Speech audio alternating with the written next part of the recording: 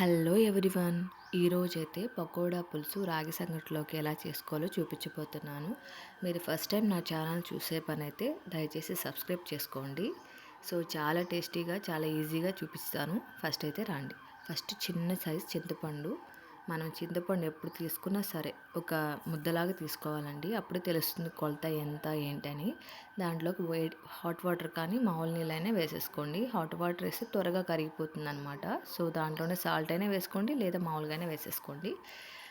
So first చింతపండు నానబెట్టేసాను. Next 2 ఎర్రగడ్డలు, ఒక 2 టమాటాలు, ఒక ఎర్రగడ్డ అయితే తీసుకుంటున్నాను. చింతపండు మెత్తగా పిసికేసుకొని దాంట్లోనే టమాటాలు కూడా వేసుకొని పిసికేసుకోండి పులుసులోకి. ఈ స్టైల్ చాలా ఈజీగా ఉంటుంది, ప్లస్ చాలా బాగుంటుంది కూడా. చింతపండు ఎక్కువ వేసుకోకూడదు అనుకున్న వాళ్ళు టమాటాలు తీసుకొని దాంట్లోనే పిసికేసుకుంటే కొంచెం బాగుంటుంది అనమాట. సో మెత్తగా పిసికేసి దాన్ని వడకట్టుకొని పక్కన పెట్టుకుందాము. రాగి సంగటిలోకి పులుసు కూరల్లో పకోడా పులుసు కూడా చాలా టేస్టీగా ఉంటుంది అండ్ చాలా ఈజీగా కూడా ఉంది చేసుకోవడానికి. మనం వెజ్లో కూడా చూసుకోవాలి కదా, నాన్ వెజ్జే అనుకోకుండా. సో నెక్స్ట్ చింతపండు పులుసు అయితే కలిపి పక్కన పెట్టేసుకున్నాను. ఒక ప్యాన్ తీసుకొని ఆయిల్ వేస్తున్నాను. 3 స్పూన్స్ ఆయిల్ అయితే తీసుకుంటున్నాను. ఆయిల్ హీట్ ఎక్కిన తర్వాత మనం ఒక్కొక్కటిగా జీలకర్ర, ఆవాలు, మెంతులు పులుసు కూరల్లోకి చాలా అంటే చాలా కంపల్సరీగా వేయాలి. చాలా బాగుంటుంది కూడా. మెంతులు స్కిప్పే చేయొద్దు అసలు. సో ఖచ్చితంగా ఒక స్పూన్ మెంతులు అయితే వేస్తున్నాను. నెక్స్ట్ ఆనియన్స్ వేసాను. ఆనియన్స్, కరివేపాకు, కొంచెం టమోటా అనమాట, అంతా కలపలేదు. కొంచెం టమాటా తిరమతలోకి పక్కన పెట్టుకున్నాను, దాన్ని కూడా వేసుకున్నాను. సో వేసేసి ఒకసారి మగ్గనిద్దామండి పకోడా పులుసు.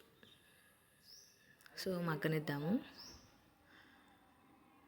కొంచెం మగ్గేదాకా కొంచెం గరిటె పెట్టి తిప్పుతూ ఉండండి. సో నెక్స్ట్ పసుపు అయితే వేస్తున్నాను. మళ్ళీ ఒకసారి మిక్సింగ్ ఇచ్చుకుందాం.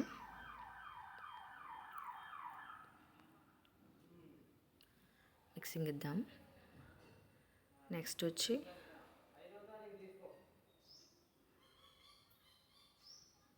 కారం. నేనైతే ఏమి వేయనండి, జస్ట్ సింపుల్గా తీసేస్తాను. కారం వేసుకుంటున్నా ఒక 2 స్పూన్లు. కారం కొంచెం ఎక్కువ వేసుకోండి. పులుసు కూరల్లోకి ఎప్పుడు కూడా కారం కొంచెం పడితేనే బాగుంటుంది. సో కారం 2 స్పూన్లు వేస్తున్నాను. తగినంత వేసుకోండి మీరు చేసేదాన్ని బట్టి. నెక్స్ట్ చింతపండు పులుసు. ఈ కారం కొంచెం వేగనివ్వండి. కొంచెం వేగిన తర్వాత పచ్చివాసన పోతుంది అనమాట. సో నెక్స్ట్ చింతపండు పులుసు అయితే పోసేస్తున్నాను.